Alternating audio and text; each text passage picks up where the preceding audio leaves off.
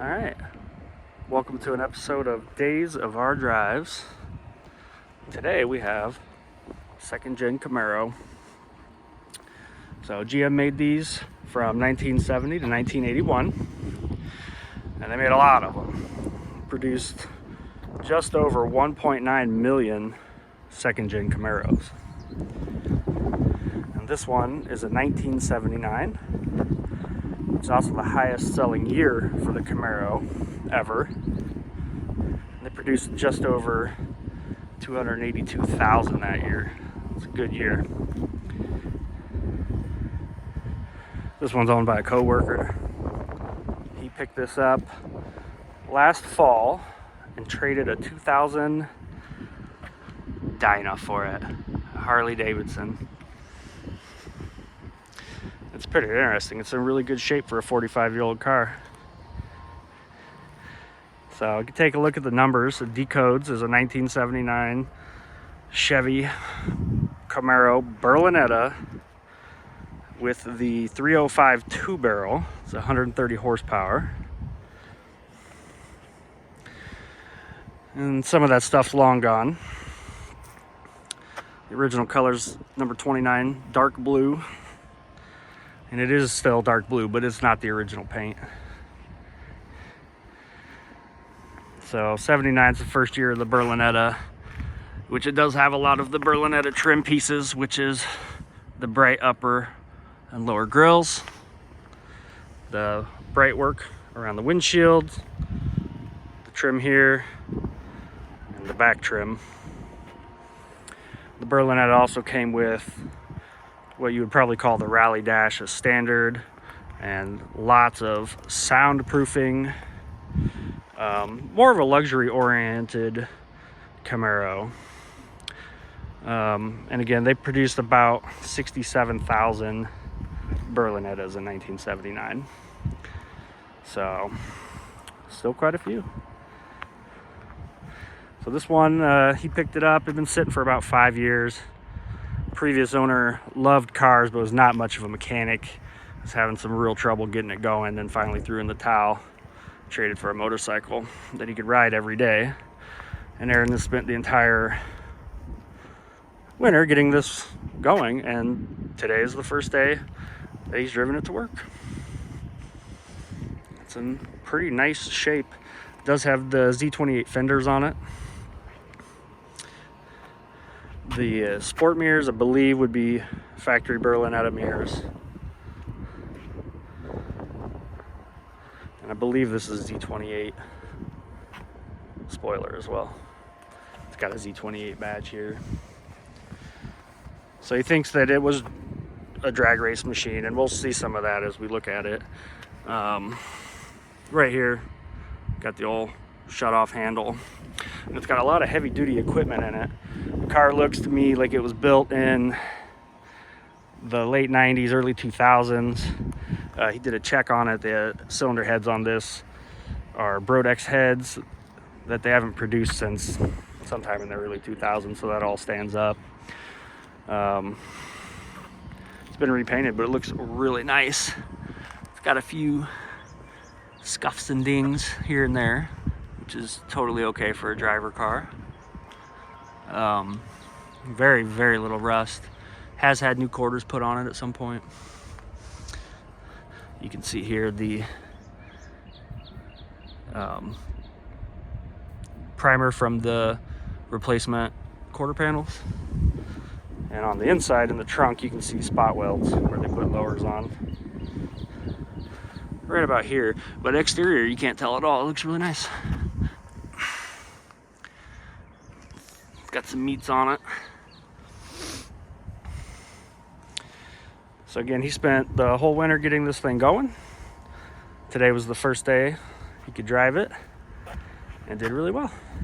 It's got the aftermarket steel cowl hood on it. Under the hood, it's been built up.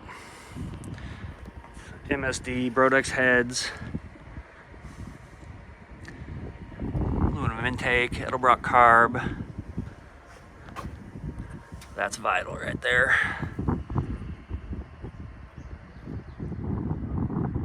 Power steering, power brakes, the standard stuff. It's a factory AC car. The AC stuff's all gone from it. Unfortunately, the heater's also been removed in its entirety, so it's got a lot of chrome in it.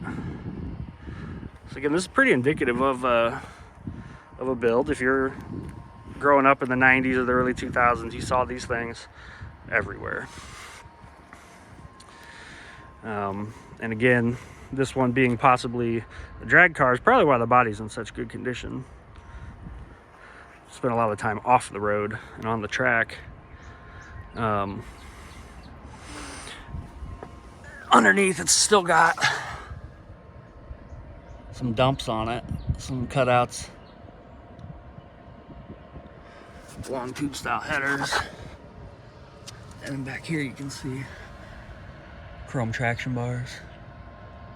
And there's some other indications here and there that this car's been drag raced for sure. The inside looks pretty good too. Key buzzer works.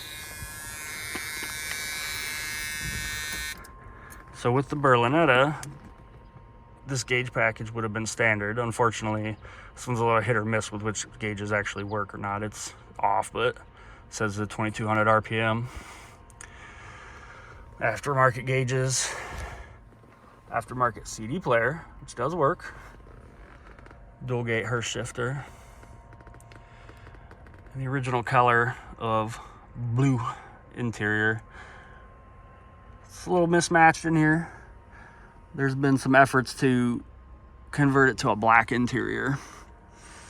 The carpet, the lower door panels, door handles, the covers back here, black. It should be blue, and you can see the blue sticking out right there.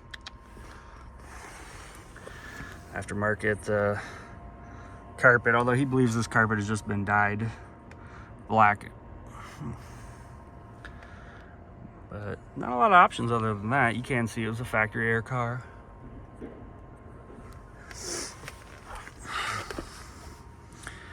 Back seat's in pretty good shape too. So condition wise, this car is really nice. Again, it's 45 years old and almost everything works on it. And the condition of the seats, a little dirty, but no rips or tears. Same in the back. Console's intact. The windows work. Everything works on it.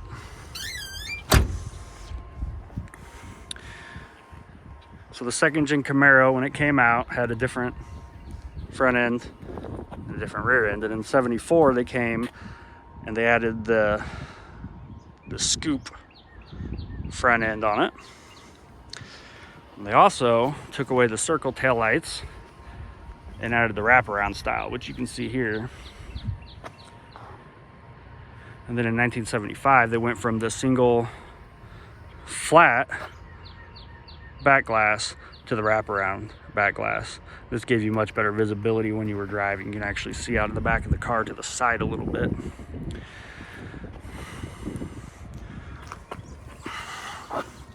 Underneath, had a little rear end work. Got the little pipes hanging there.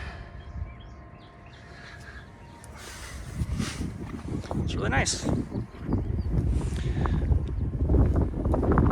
It's not a concourse restored car. It's not all original, but it is a damn nice car. Really nice. He's enjoyed working on it. Now he's going to spend the entire summer driving it. So before we go, let's hear it.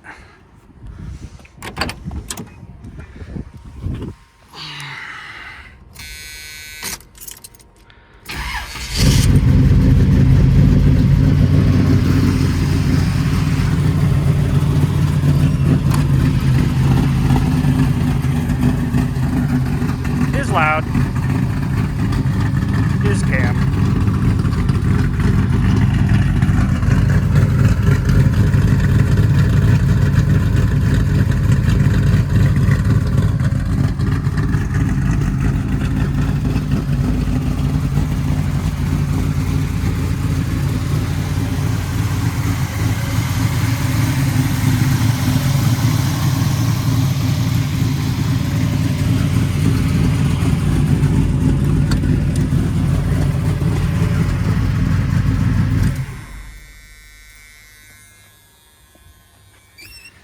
right, well, hopefully you enjoyed the video. If you happen to have a car in Illinois that you would like for me to do a video for Days of Our Drives, put a comment in the comment section and let me know, and we'll get together and I'll do a video on your car, the car that you drive or enthuse about, or something you enjoy. Thanks.